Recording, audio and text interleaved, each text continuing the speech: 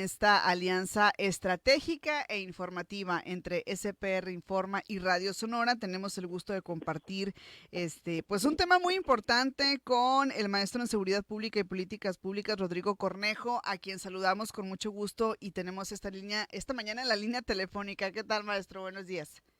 Buenos días, Miriam. Un saludo a ti y a toda tu audiencia que nos escucha hoy por la mañana. Gracias. El tema es importante. Esta encuesta de Morena dice que el 80% de la gente quiere una reforma judicial, que ya pues el tema es muy importante y ha estado en la agenda, ¿no? De manera reciente. Es correcto, se hizo una serie de encuestas, una del partido del que emana la presidenta, que es Morena, y otras dos de casas encuestadoras de renombre, que hicieron una consulta que con el diseño y la metodología sí se puede decir que es representativa del país.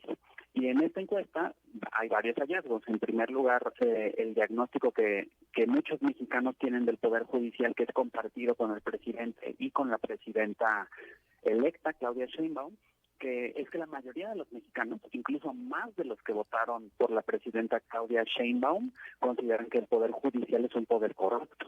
Y eso es muy importante porque esa es la justificación y el motivo principal para reformarlo. En todas las instancias que el presidente ha mencionado por qué es más importante hacer esta reforma que se le llama Plan C, se ha dicho que es para limpiar la gran corrupción que existe con los jueces. Entonces, en primer lugar, la mayoría del país coincide en ese diagnóstico. Y en segundo lugar, sí, la mayoría de la gente, incluso de nuevo, más allá del que se expresó en las urnas, más allá de ese 60% casi que votó por Claudia Sheinbaum, sí considera que debe haber alguna reforma al Poder Judicial. Entonces me parece que esto tumba un poco el argumento de que es una reforma que es un capricho o una necedad, y al contrario, la fortalece. Es una reforma que tiene apoyo popular como pocas que yo tenga memoria. El último gran paquete de reformas estructurales que yo tenga memoria de esta importancia pues fue el Pacto por México, y eso se hizo a puertas cerradas en el castillo de Chapultepec. Ok, ¿cuál es la metodología que se usó para esta encuesta? Estas encuestas fueron levantadas por las casas encuestadoras de manera técnica, aproximadamente 1,000 personas más o menos.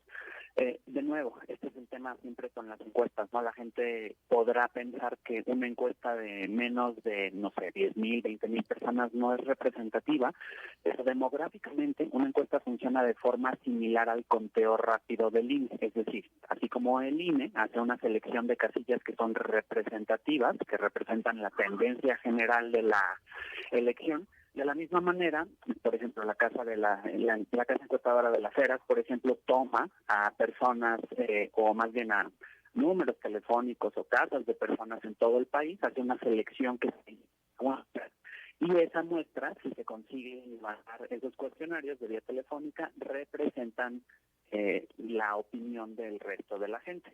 Obviamente es imposible hacer una casa por casa que considere, sí, un cuestionario por persona. Eso no se logra ni siquiera en la elección, solo en el censo, pero es así como funciona la mayoría de las encuestas. Obviamente también hay que considerar que tienen su margen de error, no son precisas al 100%, pero todas las encuestas que se hicieron en la elección presidencial, y estas dos casas encuestadoras que mencioné participaron, acertaron en su predicción de la elección presidencial. La única que sí se fue completamente del otro lado es esta casa encuestadora que ya todos conocemos, Massive Caller, pero estas encuestadoras si tuvieron un margen de error leve en la elección presidencial, lo cual nos hace pensar que son confiables, ¿no? Entonces por ahí se publicó un ranking y ellas tenían menos del 10% de margen de error. Ok, ¿qué preguntas se hizo para estas encuestas o qué preguntas se hicieron?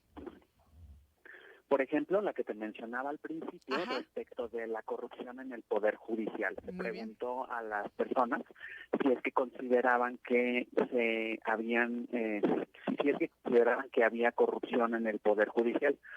La otra casa encuestadora que también hizo la misma batería de preguntas es bastante famosa, que se llama Encol, y hicieron, por ejemplo, la pregunta de si se conocía o no que había un planteamiento de la reforma judicial, que estaba enterado. La mayoría de la gente, con un pequeño porcentaje, no estaba enterada de la reforma, pero un gran porcentaje sí, más de la mitad de los encuestados.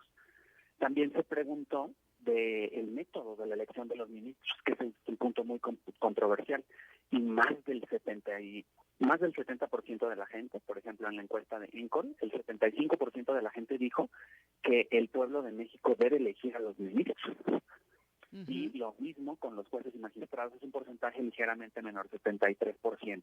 Así que también esto de que la elección directa de ministros es una idea que no tiene apoyo, es una falsedad. Al revés, tiene un apoyo más grande que el que tuvo la presidenta electa en las urnas, lo cual nos habla muchísimo de que esta reforma es pertinente, incluso apoyada por aquellos que no votaron por Claudia Sheinbaum. ¿Cuál es el valor de esta encuesta, Rodrigo? Estas encuestas, como lo dijo la presidenta electa en su conferencia de prensa, son información. Luego por ahí hay palabras técnicas que dicen que son indicativas. Esto quiere decir que señalan para dónde va la tendencia. La encuesta, obviamente, lo único que nos dice es que la idea general de la reforma es apoyada por la mayoría de la gente.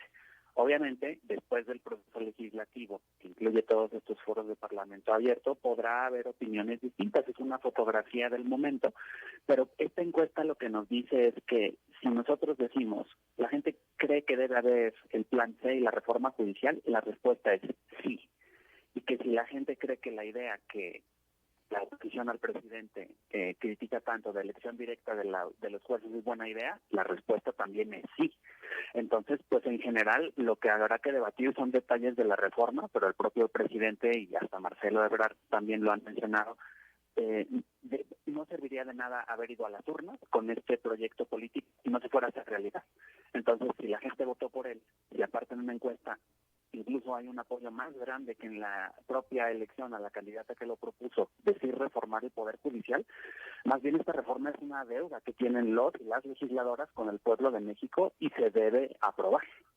Ok, ¿cuál sería o cuáles serían los desafíos, maestro, desde su punto de vista en esta reforma al Poder Judicial? Pues en primer lugar,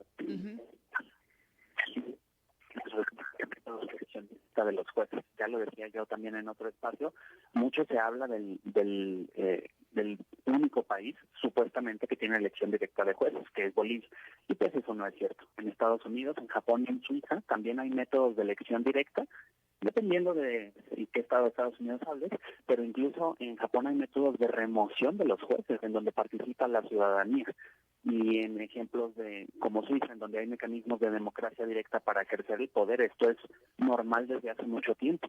Y entonces va a haber algo de desinformación, esperemos que no mucho. Y en segundo lugar, pues veremos la actitud de la oposición. Si hay una de intransigencia, pues lo que hará la oposición es renunciar a participar y sentarse a decir que la reforma no sirve, y eso pues no le ayuda no nada más a la oposición, sino a la gobernabilidad, pero pues la legislatura que viene es una legislatura donde hay mayoría, entonces si la oposición renuncia a participar, pues estarían traicionando al 30 y tantos % que votó por Xochitl Gálvez, estarían traicionando a su electorado, porque pues estarían renunciando a hacer el trabajo para el cual los eligieron. Y pues la otra va a ser la resistencia de jueces, ministros y ministros.